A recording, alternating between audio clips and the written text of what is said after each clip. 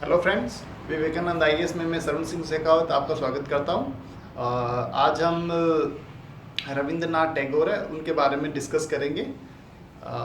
इनका जन्म 1861 को कलकत्ता में हुआ था। जैसे और इनका जो सब टाइटल है वो ठाकुर था, परंतु जो इनके परिवार वगैरह को जो अंग्रेज लोग थे वो ठाकुर जैसे प्रोनाउंस नहीं कर पाते थे। उसकी वजह से वो ठाकुर का क्या कि वो आगे चलते चलते कि उन्होंने टैगोर प्रोनाउंस करने लग गए, तो इनका जो नाम था वो रविन्द्रनाथ ठाकुर भी था और इनको रविन्द्रनाथ टैगोर भी बोलते हैं। पर ये टैगोर नाम से ज़्यादा फेमस हुए थे, तो इसलिए इनका टाइटल जहाँ ज़्यादातर बुक्स में वगैरह में टैगोर ही पाते हैं। तो जो रविंद्रनाथ टैगोर थे, इनकी स्कूलिंग थी वो कलकत्ता, आधुनिक जो कलकत्ता है वहीं पे भी हुई थी। और इन कानून की पढ़ाई करने के लिए ये लंदन विश्वविद्यालय गए थे, वहाँ पे इन्होंने कानून की पढ़ाई की थी। जो इनके जो पिता थे वो मतलब काफ़ी बहुत ही विद्वान व्यक्ति थे, देवेंद्रनाथ टैगोर, जो ब्रह्म समाज थे उनसे जुड़े हुए थे। जो राजा राम मोहन राय था, राजा राम मोहन थे, उनसे वो उनके समाज से वो जुड़ गए थे। और काफ़ी टाइम तक मतलब जब राजा राम मोहन राय लंदन चले गए थे तो ब्रह्म समाज यहाँ पे काफ़ी मतलब पीछे जाने लग गया था। तब उन्होंने जाके उस ब्रह्म समाज को संभाला और उस जो आंदोलन था उसको आगे लेके गए थे। तो वो काफ़ी विद्वान व्यक्ति थे, तो दार्शनिक प्रवृत्ति के थे। इसकी वजह से इनका जो परिवार में मतलब जितने भी भाई बहन थे तो सारे पढ़ाई वगैरह में अच्छे थे, उनके लिए अच्छी एजुकेशंस की व्यवस्था थी। तो इनके एक जो रविंद्रनाथ टैगोर हैं, इनके एक भाई थे वो आईएएस अधिकारी, मतलब इंडिया के प्रथम आईएएस अधिकारी रहे हुए हैं।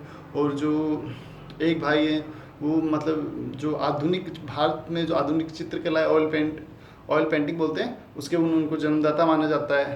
तो इस तरह ये काफ़ी, और इनकी जो लेडीज़ वगैरह थी, महिलाएं थी, वो भी काफ़ी शिक्षित थी, वो उपन्यास वगैरह लिखती थी।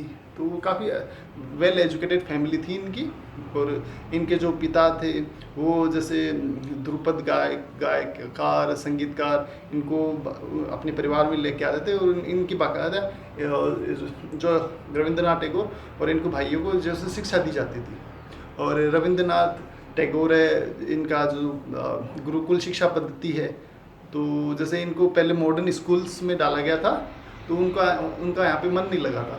तब इनको जैसे इनके बड़े भाई थे, उन्होंने अपने खुद के द्वारा अपने खुद उनको उन्होंने पढ़ाया था, काफ़ी दिनों तक पढ़ाया था। इसकी वजह से ये जैसे गुरुकुल शिक्षा पद्धति है, इनको ये सबसे बेस्ट मानते थे पढ़ाई के लिए।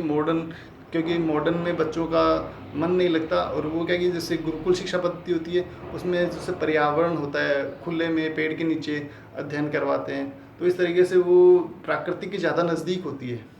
तो और उसमें जैसे साइंटिफिक सब्जेक्ट वगैरह होते हैं वो भी पढ़ाए जाते हैं, तो इसलिए वो किसी भी तरीके से आधुनिक शिक्षा पद्धति से कोई कम नहीं होती। तो इस तरीके से इनकी जो शिक्षा पद्धति थी वो भी बहुत ही अच्छी थी। और तो हम जो जैसे रविंद्रनाथ टैगोर है, इनके बारे में जैसे और देखते हैं, तो जैसे ये पाते हैं कि ये जो थे, जो स्वतंत्रता संग्राम है उससे भी जुड़े हुए थे। इनका अमार सुनाल बांग्ला था, वो जैसे स्वदेशी आंदोलन हुआ था 1905 में, जो बंगाल विभाजन के विरोध में हुआ था, तो उसका एक राष्ट्रीय मतलब गीत टाइप में बन गया था। तो वो जैसे हर जगह गाना जाना लगा था। वो प्रदर्शनकारी उसका जैसे सभाएं वगैरह होती थी उसमें ज़ोर ज़ोर से जैसे उसको गाते थे। और ये बाद में जो बांग्लादेश है उसका ये राष्ट्रीय गीत भी बन गया था, अमार सोनार बांग्ला। और जो रविंद्रनाथ टैगोर थे, इन्होंने जैसे कविता लिखी, ठीक है, गीतांजलि, इनके लिए इनको नोबेल प्राइज़ भी मिला था। ये एशिया के प्रथम व्यक्ति थे जिनको नोबेल प्राइज़ मिला था। तो ये भी उस समय के लिए हिसाब से बहुत ही बड़ी बात थी, क्योंकि इंडिया के लिए फर्स्ट एशियंस जो नोबेल पुरस्कार से पुरस्कृत किए गए थे। और दूसरा ये था, जब जलियांवाला बाग एक हत्याकांड हुआ था, तो समस्त भारतीयों में आक्रोश क्रोध की भावनाएं भड़क गई थी, जो उसको व्यक्त करने के लिए इन्होंने अपनी जो नाइटहुड की उपाधि थी वो भी अंग्रेज सरकार को लौटा दी थी, त्याग दी थी वो। और ये जो रविंद्रनाथ टैगोर थे, जो गांधी जी की जो चरखा कताई की जो गांधीवादी नीति थी उसके ये कहीं ना कहीं आलोचक थे। तो आलोचना का कारण ये था कि वो इसको आर्थिक तौर पर इसका औचित्य नहीं मानते थे, क्योंकि इस टाइम तक मतलब आधुनिक मिलें वगैरह आ चुकी थी भारत में, मतलब अंग्रेज़ों की मिलें नहीं थी, मतलब भारतीय जो साहूकार वगैरह थे उनकी भी मिलें स्थापित हो गई थी, जैसे बिरला टाटा इन्होंने भी अपनी मिलें वगैरह स्थापित कर दी थी। तो इसको वो मतलब इसका औचित्य नहीं मानते थे, इसको आउटडेटेड मानते थे, ये पहले के टाइम पर सही रहती थी, बाद के टाइम के लिए ये सही नहीं थी। और जब भारत आज़ाद हुआ था तो नेहरू जी ने जो गांधीवादी मॉडल है उसको ना अपना के जैसे भारत का आधुनिकीकरण पर ही बल दिया था। तो इस तरीके से हम हाँ उस टाइम पे देखते हैं तो हाँ यार ये जैसे ये सही लगता है कि हाँ रविंद्रनाथ जो टैगोर है उनका कहीं ना कहीं कहना सही था कि हाँ कि ये नीति व्यवहारिक नहीं है। परंतु भारतीयों में गांधी जी की ये नीति इसलिए व्यवहारिक है क्योंकि उस टाइम पे भारतीयों में मतलब राष्ट्रीय आंदोलन के लिए चेतनाएं विकसित करने के लिए कहीं ना कहीं कुछ उनको जैसे स्वप्रेरणा के लिए कुछ ना कुछ औजार चाहिए था। तो उसके लिए वो चरखा एक प्रतीक के तौर पर कार्य करता था। तो इसलिए हम पूरी तरीके से ये नहीं कह सकते कि जो गांधी जी की जो चरखा नीति थी वो बिल्कुल व्यवहारिक नहीं थी। ये एक तरीके से भारतीय में राष्ट्रीय भावना बढ़ाने के लिए ये नीति गांधी जी ने यूज़ की थी। तो ये गांधी जी की सबसे बेस्ट थी। और रविंद्रनाथ टैगोर से जुड़ा हुआ एक जैसे फैक्ट ये है कि इनके जो पिता थे देवेंद्रनाथ टैगोर, जिन्होंने तत्वबोधिनी समाज जो पत्रिका थी वो निकाली थी, और जो ये ब्रह्म समाज थे उससे भी जो ये जुड़े हुए थे।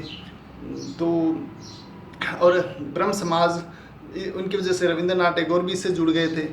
और जब ब्रह्म समाज था तो इसमें जब केशव चंद्र सेन थे वो जुड़े थे, तो इन्होंने पहले उनके जो ऊर्जा थी उनका सम्मान किया था, बाकायदा उनको काफ़ी जो इस संगठन था उसमें आगे बढ़ाया था। पर बाद में जैसे विधवा विवाह, अंतर्जातीय विवाह, इस मुद्दे पर जैसे रविंद्रनाथ टैगोर और देवेंद्रनाथ टैगोर और केशव चंद्र सेन का विवाद हो गया था। इसकी वजह से जैसे ये जो संगठन था वो टूट गया था, और ये केशव चंद्र सेन ने अपना एक अलग संगठन बना लिया था जिसे और जो देवेंद्रनाथ टैगोर थे इन्होंने अपना आदि ब्रह्म समाज नाम से एक अलग संगठन बना लिया था। उन्होंने भारतीय ब्रह्म समाज की केशव चंद्र सेन भारतीय ब्रह्म समाज की स्थापना की थी।